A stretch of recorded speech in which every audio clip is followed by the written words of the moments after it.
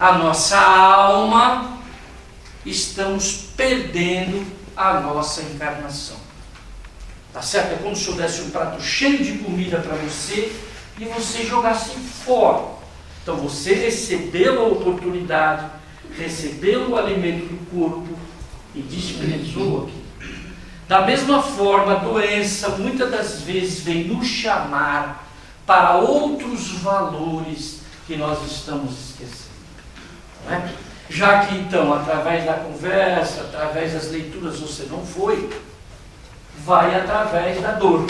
Não é verdade? Dizem os textos que a gente irá de qualquer jeito, ou por amor, ou pela dor, nós iremos trabalhar a nossa evolução espiritual e conquistar. Porque Deus nos fez simples e ignorantes, questão 115 do livro dos Espíritos. Alguns teimam em ser, talvez não muito simples, mas teimam em ser ignorantes, não é? Quando se diz ignorante, a pessoa se ofende, não é? Mas não, ignorante é alguém que não sabe. Se eu pegar qualquer um de vocês nesse momento e colocar numa avenida do Japão, como você se sentiria? Ignorante. Eu não sei ler um sinalzinho daquele. Eu não sei se é para atravessar ou se é para ficar na calçada. Eu sou ignorante naquela sociedade. Eu estou ali colocado, por mais que eu seja médico ou tenha condições de viver na minha pátria, num ambiente diferente, eu sou ignorante de como conviver ali. Então, ao nascermos aqui na Terra, tudo que nós aprendemos, nós deixamos de lado e temos uma nova oportunidade de aprender mais coisas e nos tornarmos menos ignorantes. E o maior ensinamento é sobre a vida espiritual. Leon Denis, muito bem inspirado pelos Espíritos no livro Problema do Ser, do Destino e da Dor, na sua introdução, ele já nos diz que a causa de todos os sofrimentos humanos tem dois pontos que devem ser considerados: a nossa ignorância e a nossa inferioridade moral. Todos nós temos tendências anteriores, que vivemos em outras encarnações e trazemos essas tendências inferiores ainda dentro de nós. É aquilo que Freud e Jung estudaram e denominaram sombra. Cada um de nós, dentro do seu consciente e mais profundamente no seu inconsciente, traz aspectos do seu psiquismo que não quer que ninguém veja. A gente quer esconder. A agressividade, os ciúmes, a inveja, o orgulho, o egoísmo, o sexo desequilibrado e uma série de outras situações que todos nós trazemos do nosso passado milenar. Diz-nos Kardec, capítulo 17, item 4. O verdadeiro espírita é aquele que luta para dominar suas más inclinações. Quem tem más inclinações, por favor, levante a mão. Pode levantar as duas, quem tem bastante. Agora sim. Agora sim. Então, o primeiro passo é admitir as nossas más inclinações. Se eu não admito que eu tenho tendências a fumar, a beber, a fazer a coisa desequilibrada em todos os contextos, se eu não admitir que eu tenho essas tendências, elas me derrotarão, elas me enganarão de novo, eu perderei a oportunidade. Então, às vezes, a doença surge nesse contexto, para que você acorde, para que você perceba as suas tendências, para que você se analise e busque o quê? O seu espírito. Então, não basta apenas o remédio, não basta a psicoterapia, não basta a consulta psiquiátrica, é preciso buscar o espírito. Veja que eu não disse buscar o espiritismo. São coisas diferentes. Muitas religiões ajudam muito o ser humano, que não o espiritismo. Então, buscar o espiritismo não é exclusividade nossa, nem de ninguém. Em vários lugares que existem no mundo, essa pessoa, ao buscar o seu autoconhecimento e trabalhar com as suas dificuldades, ele será ajudado nas diferentes situações religiosas, não é? E para isso a gente precisa ter alguns conceitos sobre a depressão que eu gostaria de passar a vocês, baseado em 2 livros que eu vou deixar aqui na mesa e oferecer que vocês anotem caso vocês queiram estudar com profundidade o tema de hoje. O primeiro livro se chama Mentes Depressivas, da doutora Ana Beatriz Barbosa Silva, psiquiatra, autora de vários livros muito interessantes, e esse é o melhor dela. Eu tenho 8 livros diferentes dela, esse é o melhor, chama Mentes Depressivas, custa R$30, um pouquinho mais que o Double Burger com batata frita e Coca-Cola que você come, e depois de meia hora já não está mais onde você comeu, tá certo? Então, R$30. Todos podem comprar e ler tranquilamente, uma linguagem médica e também acessível a todos, muito bem explicado. A doutora Ana Beatriz é espírita também.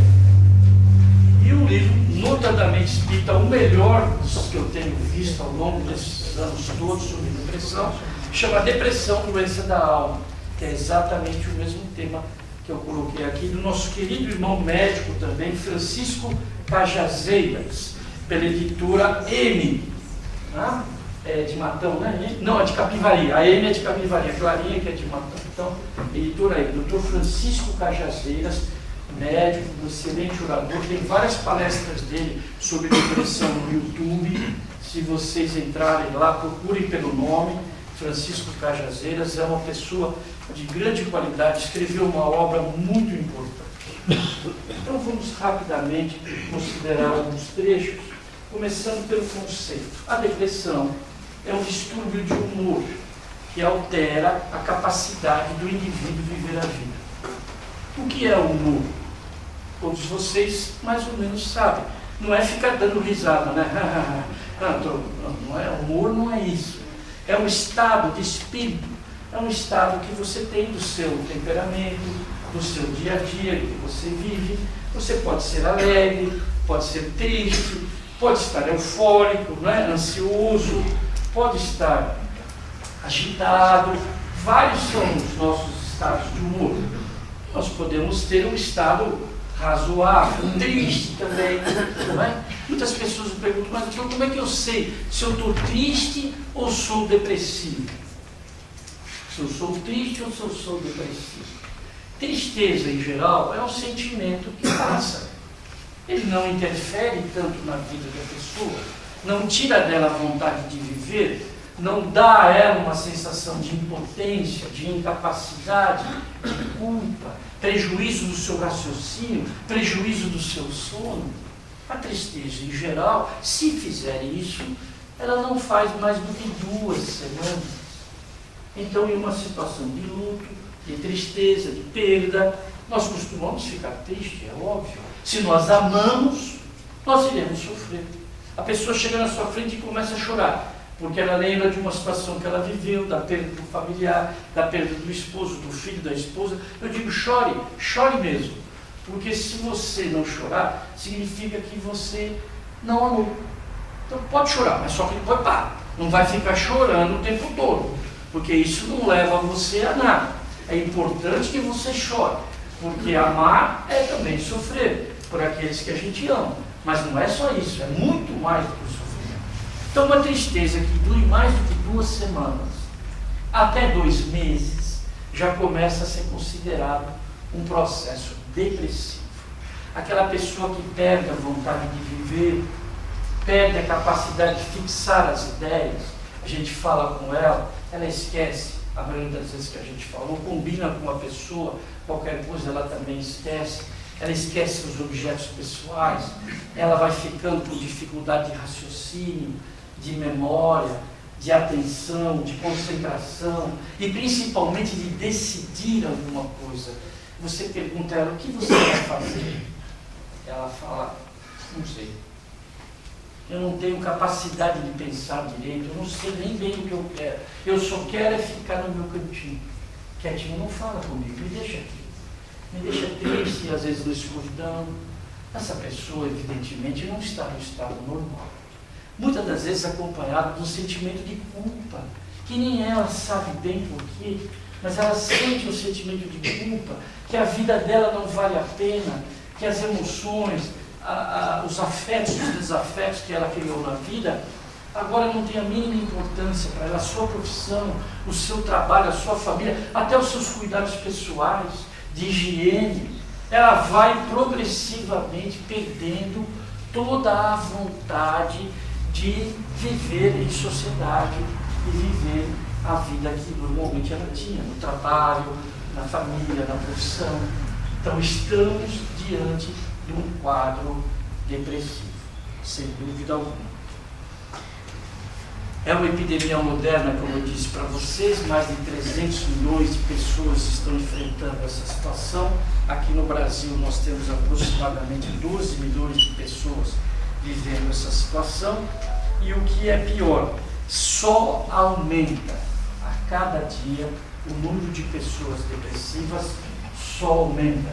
E vai atingindo outras faixas etárias que nós não imaginávamos que a depressão atingisse.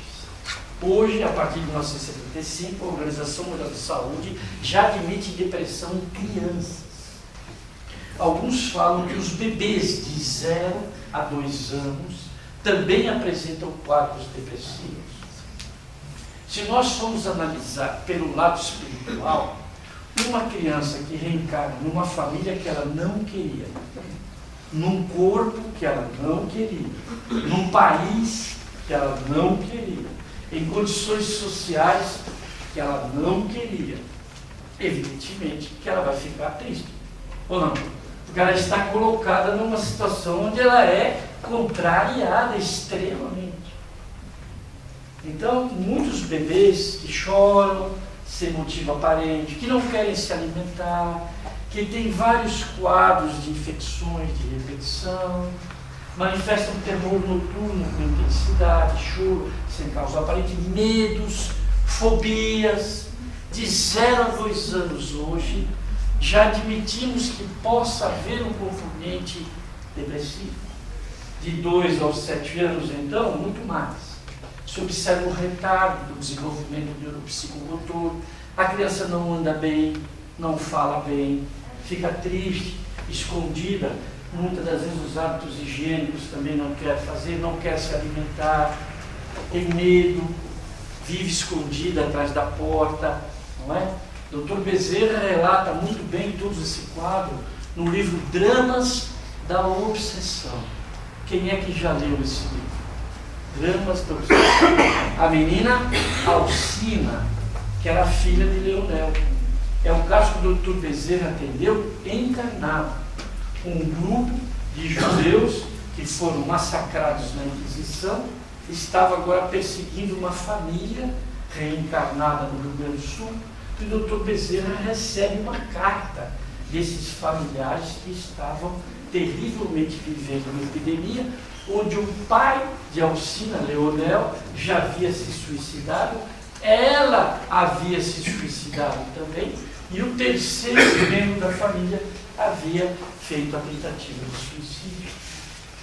Uma das causas muito frequentes em adolescentes. Adolescentes depressivos, o índice de suicídio aumenta a cada dia. Eu perdi um pacientinho, né, Cristina, 15 dias atrás, Fábio, que eu tratei dele desde pequeno, mãe espírita, ele espírita, 20 anos de idade, por uma dificuldade efetiva, com uma namoradinha, abriu a janela e se atirou em cima do carro da mãe que estava entrando no prédio. Ontem internamos numa tentativa de suicídio também, que ele já se cometeu, atirando na frente do metrô em São Paulo. E quinta-feira a mamãe nos procurou desesperada junto com a avó, com o cuidão dele. Conseguimos interná-lo ontem ou hoje, né? Ontem, lá no Bezerra de Menezes, aqui em São Bernardo. Para vocês verem a quantidade de problemas que a depressão, os processos obsessivos também, que nós vimos falar na sequência, criam hoje nas crianças e adolescentes. Temos um trabalho há 22 anos na capital de São Paulo de desobsessão infantil. Crianças de 3 a 15 anos nos procuram nesse trabalho. É chamado Projeto Nascer, Núcleo de Assistência à Criança com Influenciação Espiritual. Porque muita gente não acredita que uma criança possa sofrer um processo obsessivo. E muito mais, não acredita que a criança com 4, 5, 6, 7 anos possa ser médium. E esteja temporariamente envolvida em função da sua mediunidade, que ela não tem condição de desenvolver, por entidades espirituais do passado onde ela viveu.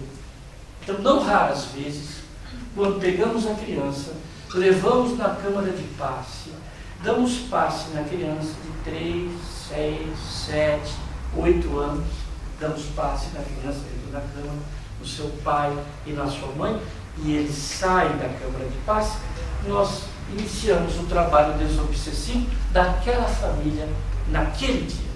Não raras vezes se comunicam muitas entidades. E todas elas dizendo, vocês estão protegendo essa criança, mas vocês não sabem o que ela fez para mim. Então veja a quantidade de situações hoje no mundo moderno e que as pessoas desconhecem, estão sofrendo, e o Espiritismo pode oferecer uma oportunidade enorme a essas pessoas de buscar o seu espírito e de tratar também os seus familiares. Para nós, essa situação é muito importante, porque a adolescência, ao lado da sexualidade, ao lado dos compromissos do uso de drogas e álcool, que está cada vez mais frequente, não é verdade? Todos vocês veem hoje menino de 12 anos na rua, já com latinha de cerveja. Eles pegam um amiguinho maior que tem lá a carteira de identidade, vão lá e saem com 1 litro de catuaba, você conhece a catuaba? Conhaquezinho Dreia, sexta-feira é o top de linha. 5 horas da tarde eles se reúnem, muitos saem do colégio, junta lá cada um R$5 que tem, e vão beber, sentam no cantinho, vão beber, vão fumar. Quando não é, outro tipo de uso também de drogas, que hoje está cada vez mais frequente. O que isso tem a ver com depressão? O uso do álcool, o uso das drogas favorece tremendamente o surto depressivo. Quando não o surto epilético, quando não a esquizofrenia, quando não a bipolaridade. Então o uso do álcool e de drogas cria no organismo do indivíduo uma condição terrível de aparecimento de outras doenças mentais. Então nós vemos como o conhecimento espírita é importantíssimo para divulgar, para mostrar a todos que nós precisamos entender isso de uma vez por todas, que é preciso entender as causas espirituais. As causas físicas você já conhece. Menopausa. Quem é que está na menopausa aí para eu ver? Menopausa. Ô, bebê. Dá aquela coisa, né? Difícil, é calor, arranca a roupa, é frio, põe a roupa.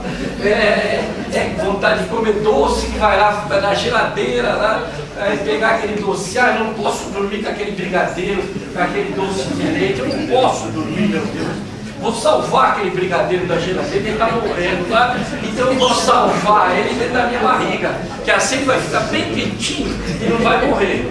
Certo? A pessoa, vai ficar doce, vai ajudar o brigadeiro a não morrer. Que doce de leite, que quindim, não é? Então a gente vê na menopausa alterações hormonais, são alterações orgânicas, físicas, não são alterações psicológicas. O hipotiroidismo leva a um estado de abatimento, de tristeza progressiva, obstipação intestinal, sono em todas as horas. A pessoa não pode sentar na cadeira que já está. Abre aquele olho assim. Quantas vezes a gente vê aqui na palestra, em todas as situações, a pessoa fazendo a famosa pescaria, né? Ele vai que nem um anzol, vai pescando. E aí você vê que ele está se esforçando, mas não consegue. Então vamos imaginar que seja hipotiroidismo, certo? Vamos imaginar que são causas físicas, não é? A menopausa, o hipotiroidismo, situações muito comuns nos homens, que é a impotência a partir dos 60 anos de idade, cria uma situação onde ele se sente muito prejudicado, também depressivo. Cirurgias mutiladoras de membros, não é? Acidentes graves, doenças neurodegenerativas, Alzheimer, Parkinson, todas essas doenças se somam a um quadro de depressão, na maioria das vezes. Na terceira idade, nós temos problemas bastante comuns e bastante frequentes.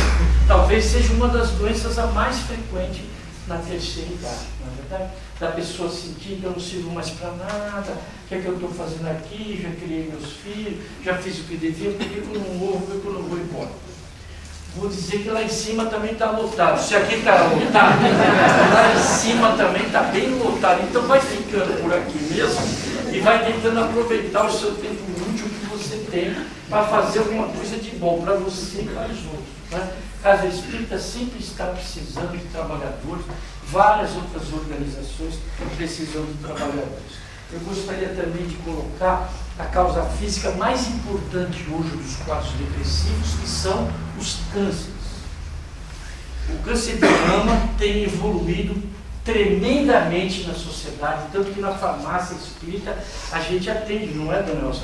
Muitos casos de câncer de mama, de câncer de tireoide, homem, câncer de pulmão, câncer de próstata. Então, tudo isso, evidentemente, que leva a um estado depressivo.